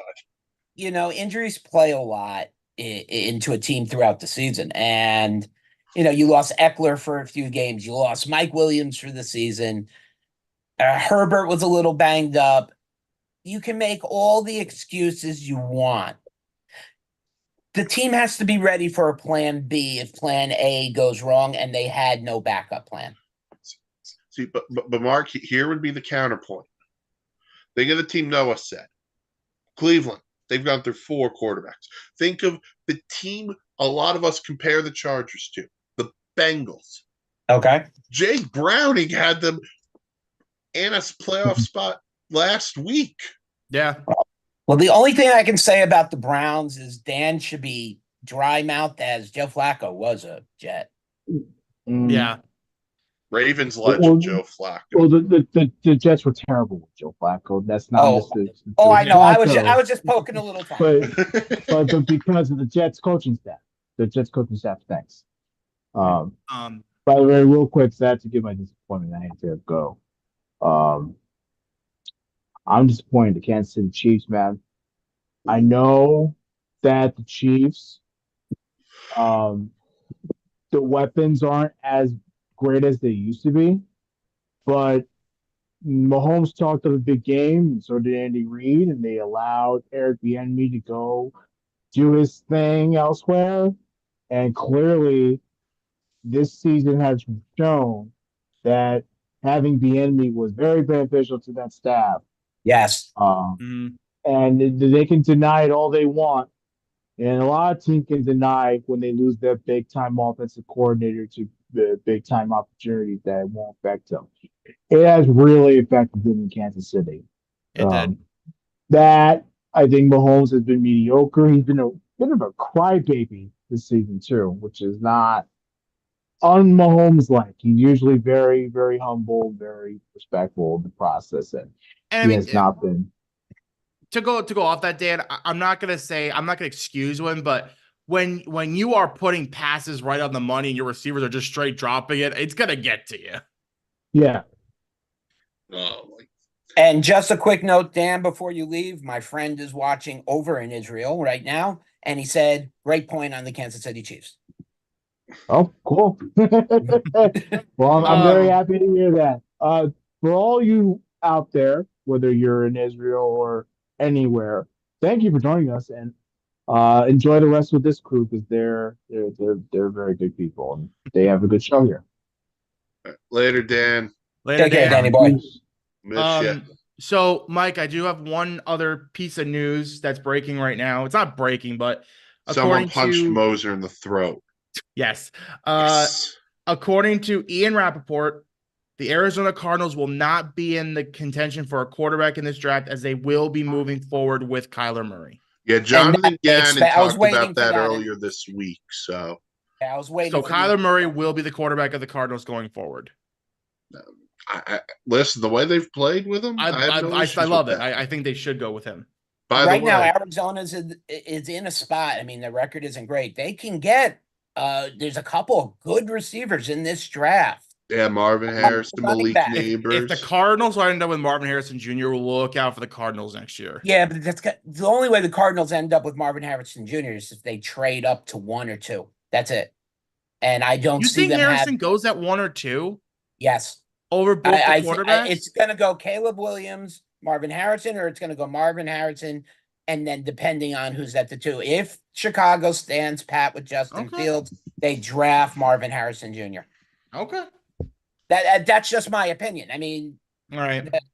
Here's the interesting thing about the Cardinal receiver position. Hollywood Brown's a free agent. Yeah. So now things are really opening up there. So he's going to be re-signed. He had good chemistry with Murray. I think. I'm not disputing that, but if someone throws out a big number that they don't want to match, that's the problem. Is that like what money value is it like? Kirk resetting the market. Like we like you, Marquise Brown, but we can't give you that much. I'm not paying him $25 million a year. Right. So I'm not saying a team. Well, it's just right. All right. So we got one game left, but I want to do something very. I was waiting to get to that game. We will get to that game in a second. Pro Bowl voting came. Well, Dan kind of set me up on the Pro Bowl vote because Pro Bowl voting came out. And if you know my feelings of the Pro Bowl, I hate the Pro Bowl. Hate everything about it. Nobody tries. It's now flag football. So all the players who got voted in got announced. And one stood out. A couple of snubs stood out too, including Mark Sky, Amon-Ra St. Brown. Can't believe that. Patrick Mahomes got voted into the Pro Bowl. Listen, that's fan basis wise. It's an all-star game. It's for the fans. I say this as a fan. Fans are stupid people. Patrick Mahomes, as much as we love watching him, he's not a Pro Bowler this year. And that is okay to say. It is okay to admit when the best player in football is having an off year. The problem is, Mike, it's what you just said. He's still the best player in football, so he's going to get voted in every year. No, I know. And this is why every all-star game in sports is despised by me, because they're all voted by fans who, let me be real honest, are probably only voting for guys on their favorite team and not voting for people who deserve to be in. So that being said, you'd have to change the voting process. It'll never happen because secret ballots in Georgia happen. Look, I can't agree more with Mike. When the Pro Bowl was actually watchable, when it was fun to watch, there was one Pro Bowl that will stand out forever, and that's when Sean Taylor went oh my God, he lit up Brian Moorman. And went full missile. The Pro Bowl changed after that year.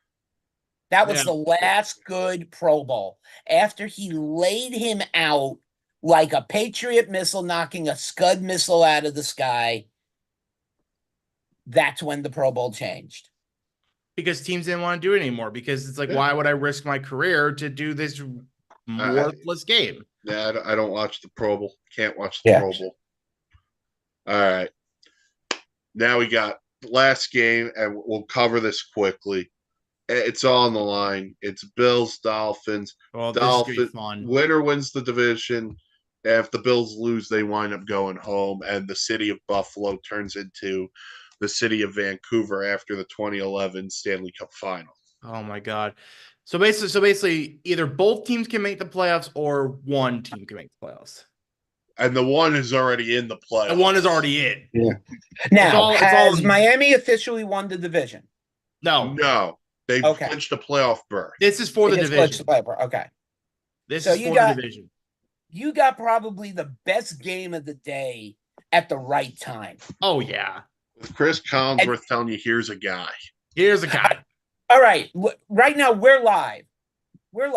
Noah, how many times Does Chris Collinsworth use that sentence tonight? And I'm writing this down. Winner gets $5. Let's make it fair. Winner gets $10. 8. Okay, hold on. Noah, 8. Mike?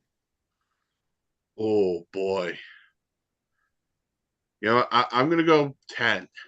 I'll go 10. Oh, he's going. I'm gonna go the over. I'm going 6. It's my favorite line. Out to the rest of the guys so they can get in on this. This is a fun way to end week 18. But no.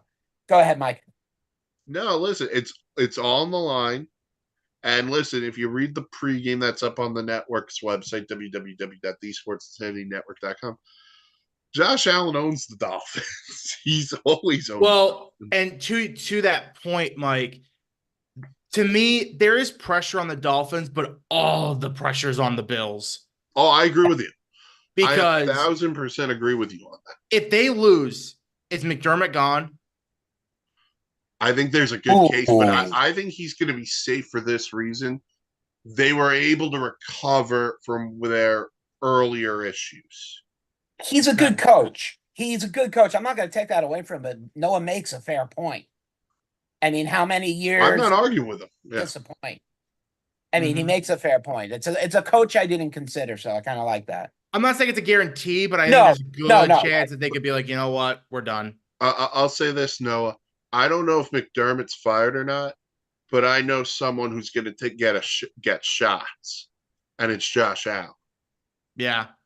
Well, here comes the question for you, Mike, that I'm going to ask. You know, Miami's in the playoffs, okay? Mm-hmm. They got a solidified spot. What is I mean, I know you don't want to let a team like Buffalo win, considering how dangerous they can be at any time, really. But are you going to and I'm only talking about one player. I'm not talking about resting others. I'm saying pull Tyreek Hill from this game. Oh, boy. The only reason why, look, what he did against Dallas, I said it. He was going to have a big game. He had 9 for 99. The guy is okay. You know, he's definitely shown the ankle is okay. But if this is not for a playoff spot, you're in. Why risk your most valuable piece? And not to say Tua's not invaluable and Waddle's not. That's the question. So I think the ultimate question is going to be, do they have Jalen Waddle? And according to Tom Pelissero late last night, they don't expect Waddle or Raheem Mostert to play. So I think Tyreek Hill has to play at least a little bit. He has to be at least out there. But I think there's one guy who's the key to this whole game offensively for the Dolphins. It's Devon Achane. They're gonna my guy. They're gonna have to run the ball. They're gonna have to do it effectively. They're gonna have to get him involved. He was great against the Ravens last week in what was a disappointing game. But this defense is so banged up at the moment that the Bradley Chubb injury is huge. Bradley Chubb injury to go along with the Jalen Phillips injury. Who knows on the Xavier Howard status for tonight, which means Jalen Ramsey has to shadow Stephon Diggs, in my opinion. Yeah. Big Fangio has to earn some money tonight. All right. Noah, now I want to throw this to you. You and I have no dog in the fight here, so this makes it a good question. You are Mike as Michael Vick has dogs in the Miami. fight. You're Mike as a diehard Miami fan. Okay. You're in the playoffs. Is there yes, you're taking a big chance, but would you rest your star players to not take a chance and have a team that is fully healthy? I mean, yes, they're not going to be 100%, but you give Chubb rest, Hill rest, Mostert rest, even though they're already out. Would you do it, or do you go all out to try to get that coveted first round bye? Well, they can't get the first round bye. I mean, but division win. That's what I meant to say. The Miami Dolphins, yes, because the Dolphins 6-1 at home, 3-6 on the road. Yes, they are almost the AFC version of the Dallas Cowboys, where if they are home, they are a completely different team. So I think for Miami, I think obviously Bills have much more on the line in this game, but I think Miami has just almost as much on the line, because I think if I think this is the difference between a first round exit and going to the AFC title game. Because I think if the Miami Dolphins get home field advantage, at least until the AFC title game, possibly against Baltimore, you have a much easier path to the AFC title game. I buy them as an AFC title game contender. If they are the 6th seed, I don't buy them. Okay. I think you have Us to go against off. the world mentality. Love it. I think you have to treat this game like this is it. Now, I'm going to say this to Noah because now Noah's the Cowboy fan. We're in the playoffs. I want the home game. I want that number 2. But we're playing in Washington where the weather sucks. Do you rest Pollard and do you rest Gallup? No. I'm not saying take out Prescott. I'm saying with the way it is, running the ball is going to be very hard. This game's all hands on deck. Okay. Unless it's like if you can get into if you're going into the 3rd quarter and you're up, if you can be up like you were in Thanksgiving and you're up like 28-7, okay, maybe we can start pulling a guy here, pulling a guy there. But fair answer. If this is a close game, all hands on deck. Okay. Because again, I hate to say this, Mark, but I think if the Cowboys are the 5th seed, I think we lose to Tampa Bay. Unfortunately, that's what's been churning in my stomach. And it's not because we beat Tampa Bay last year, because we were playing Tom Brady, who sucks at that point. Yeah. Baker Mayfield's playing on a level that I haven't seen since his rookie year. Exactly. And when you got wide receivers who can catch the ball in Evans and Godwin, it's a problem.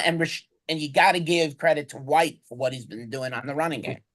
Yeah, he's turned it around. But yeah, if you're telling me we either get, just for example, Packers at home or Tampa on the road, I think there's only one situation in which Cowboys win. I think for both Miami and Dallas, these are 2 huge games.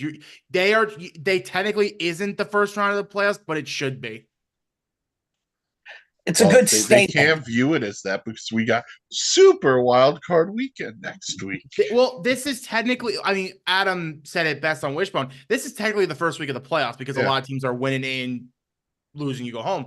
But no, I think the Dallas Cowboys and Miami Dolphins, because the fact that you can go from 2-5 in the case of the Cowboys or 2-6 in the case of the Dolphins, they need to treat these like playoff games because I think that's a huge difference for both the teams. Great answer. Couldn't have asked for it better. Goodbye, Ron Rivera. It was nice knowing you. Look, the point spread, I believe, is 13 or 13.5 in Dallas. Yeah. For the Dallas game. Watch with the weather the way it is. If I am a betting man, which I am, probably taking the under. Not only the under, I would take Washington with the points. Or that's what I meant. Take Washington with the points because I'll take the 13 points. I don't think it's probably going to be a defensive slugfest. It's probably just going to be like Cowboys it's like 17-3 or something like that. 14-0 Cowboys win. I'll take it that. Honestly, could be that. Like, the weather at that field is notoriously horrible drainage, so it worries me a little bit. Yeah. Yeah. All right. That'll do it for the Sunday Sideline Report here on the SA YouTube channel. We're here every week. Come playoff time, too. Enjoy Week 18, everybody. Check out all the podcasts wherever you get them. Check out the website, www.thesportsinsanitynetwork.com. But for Danny Boy Reginald, who's no longer here, Noah, Mark, I'm Mike. Talk to you next week on the next edition of the Sunday